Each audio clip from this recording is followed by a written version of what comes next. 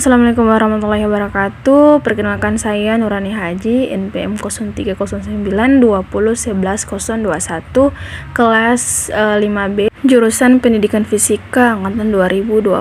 Di sini saya akan menjelaskan sedikit tentang konsep foton dan fenomena kuantum.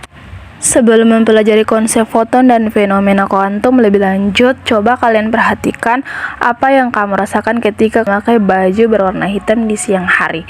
Pasti lebih terasa panas kan, dibandingkan menggunakan baju berwarna putih di siang hari.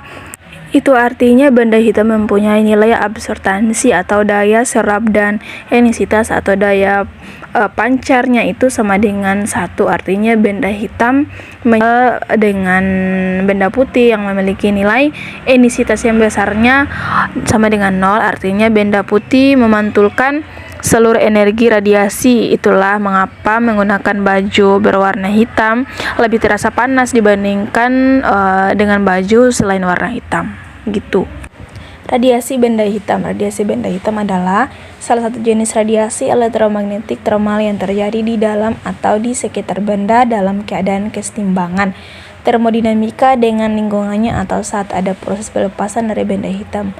Benda hitam merupakan benda yang buram dan tidak memantulkan cahaya. Diasumsikan dan diperhitungkan dan teori berada pada suhu konstan dan seragam. Benda hitam merupakan penyerap dan pemancar kalor radiasi sempurna atau efisiensi 100%. Besar energi yang dipancarkan oleh suatu permukaan benda hitam dalam bentuk radiasi kalor setiap setahun waktu sebanding dengan luas permukaan dan sebanding dengan perangkat 4 suhu mutlak benda itu.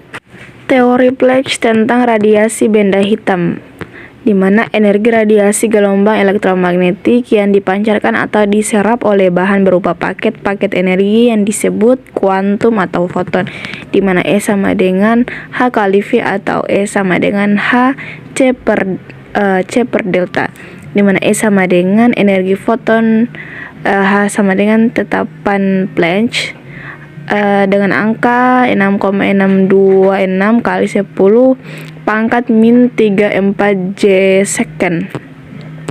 Frekuensi gelombang cahaya C kecepatan cahaya 3 kali 10 pangkat 8 meter per second, delta panjang gelombang meter atau ampere.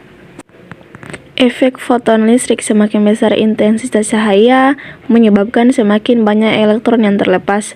Kenaikan frekuensi cahaya akan meningkatkan EK elektron foton, di mana EK sama dengan Hc per delta kurang W0 jika frekuensi cahaya V lebih kecil dari frekuensi sambang F0, maka tidak ada elektron yang terlepas. Elektron terlepas dari permukaan logam sesaat setelah penyinaran.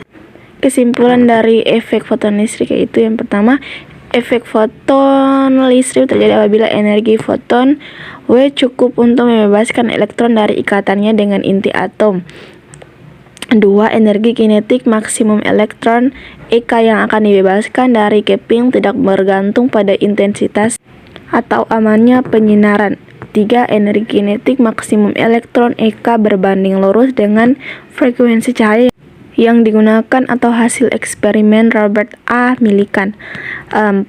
Cahaya dapat memperlihatkan sifat gelombang juga dapat memperlihatkan sifat-sifat partikel foton.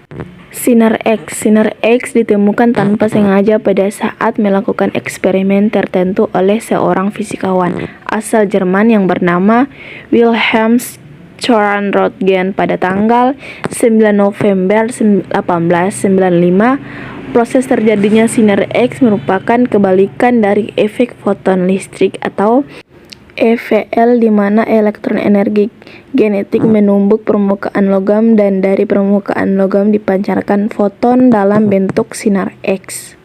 Selanjutnya sifat-sifat sinar X.